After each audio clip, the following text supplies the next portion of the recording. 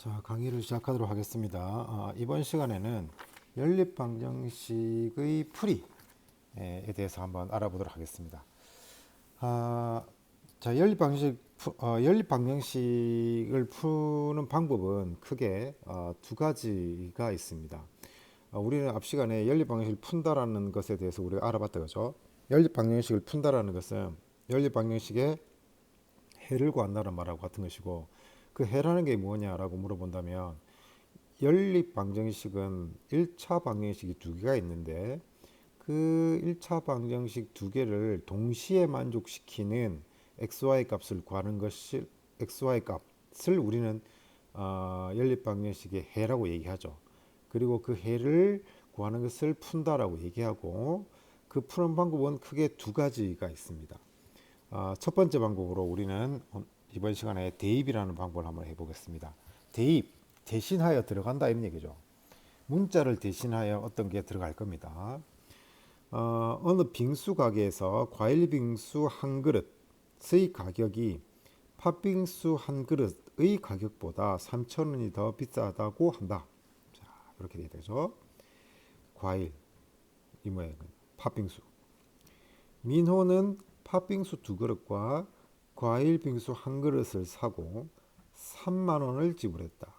오른쪽 그림을 보고 팥빙수 한 그릇의 가격과 과일 빙수 한 그릇의 가격을 각각 구하여 보자 라고 되어 있습니다. 자, 오른쪽을 잠깐 보시면 과일 빙수는 팥빙수보다 3,000원이 비싸니까 팥빙수의 가격에 3,000원을 더하면 되죠. 그런데 여기 보니까 민호는 팥빙수 두 그릇하고 과일 빙수 한 그릇, 팥빙수 두 그릇, 과일 빙수 한 그릇을 사고 3만 원을 지불했다 이런 얘기죠. 그런데 보세요. 과일 빙수라는 것은 팥빙수 한 그릇 한 그릇 더하기 3천 원과 같은 거니까 요 과일 빙수 있잖아요. 그죠? 그럼 얘는 요거랑 같다는 얘기잖아요. 그렇죠. 그러니까 요 부분하고 같으니까 이거랑 같다는 얘기잖아요. 그죠?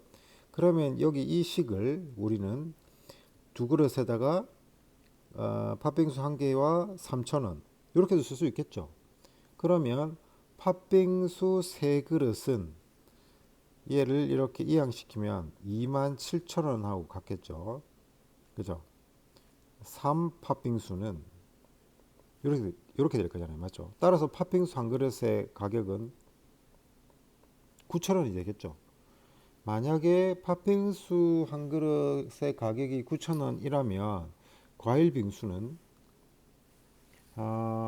팥빙수보다 3,000원 더 비싸다고 했으니 12,000원이 되겠다. 그죠? 자, 이렇게 도식적으로 이해할 수 있겠죠. 자, 그럴 때 이제 우리는 보세요. 이제 우리는 이런 구체적인 사물 말고 그것을 x로 두겠습니다. 즉 팥빙수 한 그릇의 가격을 x1, 과일 빙수 한 그릇의 가격을 y1이라고 해서 연립 방정식을 세우면 얘가 y인 거잖아요. 그죠? y는 x 더하기 3,000, 그 다음에 2x 더하기 y는 3만 원 이렇게 하면 되겠습니다. 그런데 여기서 여기 y 이게 그죠? 이 y 같은 말이잖아요. 그죠? 그래서 어떻게 하냐면 EY하고 EY하고 같은 말이고 EY하고 여기 EY 여기 이식하고 같은 말이기 때문에 여기 이거 대신에 우리는 x 플러스 3천을 대신 쓸 수가 있겠죠. 그래서 그걸 이제 그런 걸 우리가 대입한다라고 얘기하잖아요. 그죠? 자, 그래 대입을 했습니다. 대입을 해가지고 계산해서 뭐죠? 여기서 y 대신에 x 플러스 3천을 대입하니까 이렇게 쓸 수가 있어 가지고 가로를 풀어 가지고 x와 2x를 더해서 3x 플러스 3천 3만 이렇게 됐다. 그죠? 그래서 지금 우리가 방금 대입을 하니까 어떤 현상이 일어나느냐, 미지수 y가 없어지고 미지수가 한 개인 1차 방정식이 되었다. 미지수가 한 개인 1차 방정식의 풀이 작년에 배웠다. 그죠? 대입을 하면 미지수가 원래 우리가 구해야 될 게 미지수가 두 개인데 미지수가 하나로 되더라.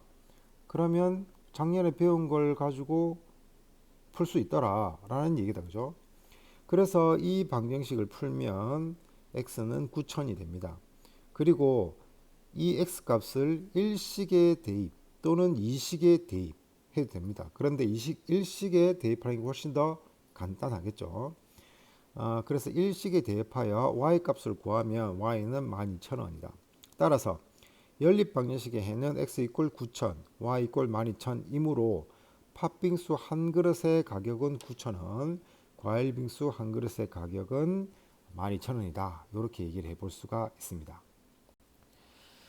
자, 이와 같이 미지수가 두 개인 연립 1차 방정식의 두 1차 방정식 중에서 어느 한 방정식에 y 이퀄 x에 대한 식 또는 x 이퀄 y에 대한 식의 꼴일 때는 이를 다른 방정식에 대입하여 미지수 하나를 없앤 후에 연립 방정식의 해를 구할 수 있다. 이런 얘기다. 그죠? 그래서 하나의 방법입니다. 한 방정식을 한 미지수에 대한 식으로 나타낸 후 이를 다른 방정식에 대입하여 연립 방정식을 푸는 방법을 대입법이라고 한다라는 거죠. 그죠?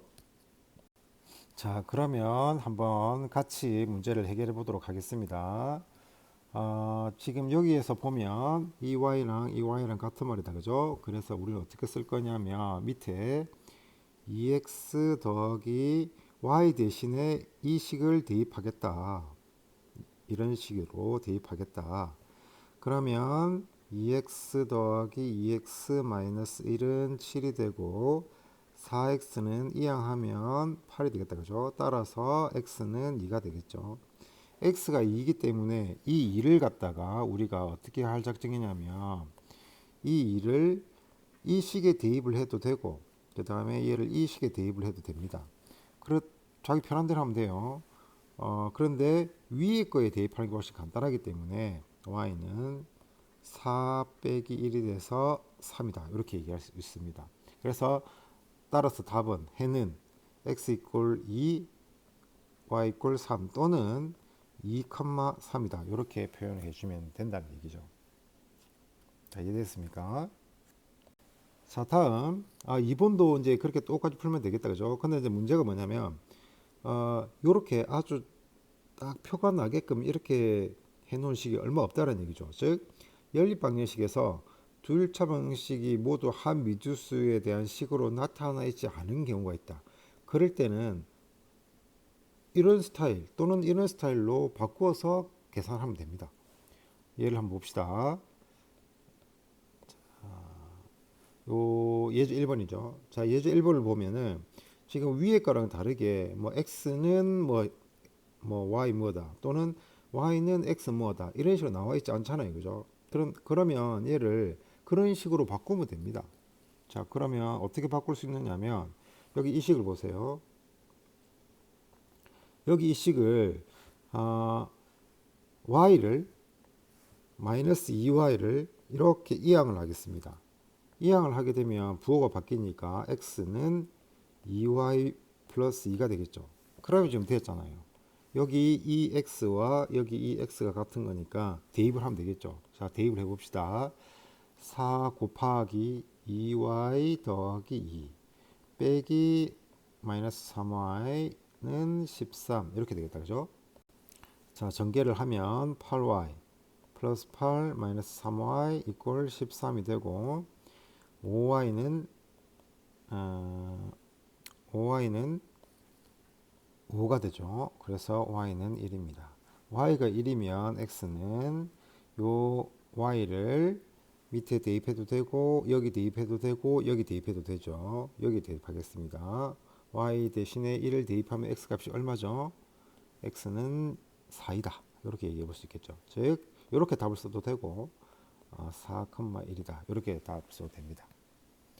자, 이번 시간에 우리는 연립 방정식의 풀이 중에서 대입을 하여 푸는 방법, 즉 대입법에 대해서 우리가 알아봤습니다.